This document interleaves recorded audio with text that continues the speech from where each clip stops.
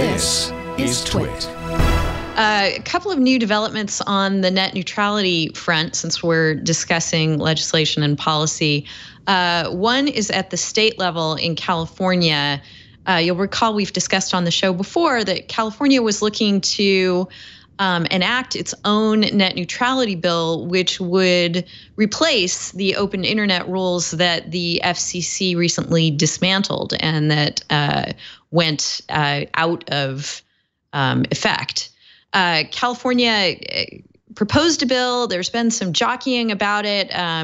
There was an episode where the very sweeping bill that California was pushing through the legislature had been gutted in committee.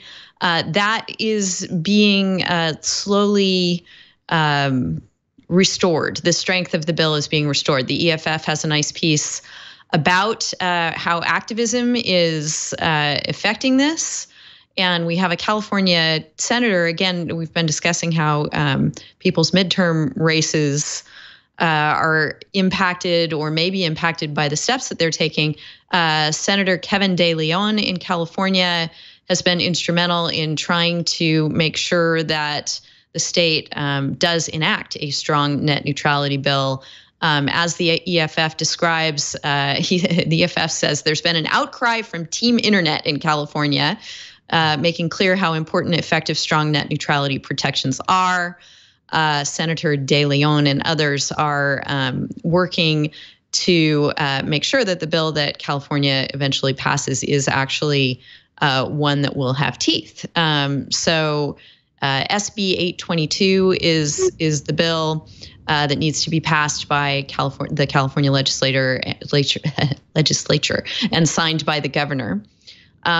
So that keeps moving forward. And the reason why Senator De Leon is interesting to me at any rate is because he is challenging this is U.S. Senator Feinstein in her race in November in California in the fall.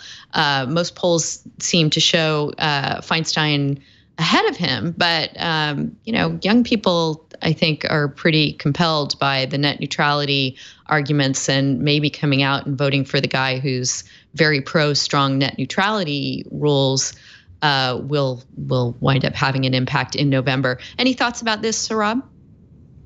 So I will confess, net neutrality and telecom policy is not my main area of expertise, but one thing that jumped out at me in this debate is that this is being done at the state level, and the extent to which this could conflict with, just by its very nature, conflict with federal regulation, which is extensive, right? The FCC net neutrality rules and the debate that's been going on at the national level. If this is actually going to be done at the state level, it would seem to create the very sort of fragmentation that, for example, we've seen in response to the European Union's general data protection regulation. So in response to that, countries have been saying, okay, well, we want to carve up our rules to protect local interests. Local in the sort of national rather than international sense. And if this is done at the California state level by the state legislature, I'm unsure to what extent it's going to throw a wrench in the larger policy of uniformity that I would imagine we want in U.S. telecommunications. So I'm sort of unsure which way that'll play out, but obviously California, more than most states, has its arms around these issues and has a lot of very smart people who can debate these at a high level. So I'm curious to see where it goes. Yeah, and I think you're right to point out that there will be controversy about states enacting their own net neutrality rules and how well they'll be able to stand up in the face of arguments that the area is the exclusive province of the FCC. Speaking of the FCC and what it can and cannot do, the other net neutrality development that you might want to take note of is the Trump administration has gone to the Supreme Court asking it to review and undo the DC Circuit's 2016 decision that gave the FCC the authority to enact the open internet rules that just recently got undone. So I mean, that's a pretty convoluted thing that's hard to wrap your head around. But what the Trump administration wants the Supreme Court to do, and the Supreme Court hasn't said whether it will touch this or not yet, is to go in and say, no, not only are the open internet rules gone, which they are, but they never should have been enacted in the first place, because the FCC simply doesn't have the authority to do what it did. That the decision that said it had that authority was wrongly decided, and Supreme Court, you should come in and say that so it's clear. So it remains to be seen whether the Supreme Court will do that for the time being, and unless and until the Supreme Court does that, there is a federal court of appeals decision from the DC Circuit that grants the FCC, or confirms in that court's opinion, that the FCC has the authority to do what it did. So that will be an interesting one to watch and see if the Supreme Court decides to get involved.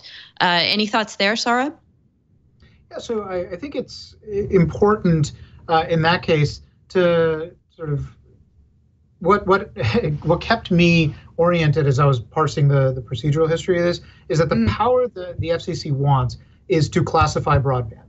Yes. Right? If the FCC gets to decide what is and is not under this definition, Title I versus Title II of the act that gives it its power, the power to classify and sort of say this set of legal definitions and all the power that comes with it is where we are focusing our attention versus this other legal category. The power to make that determination, if the agency has that, then it's really setting the terms of the debate.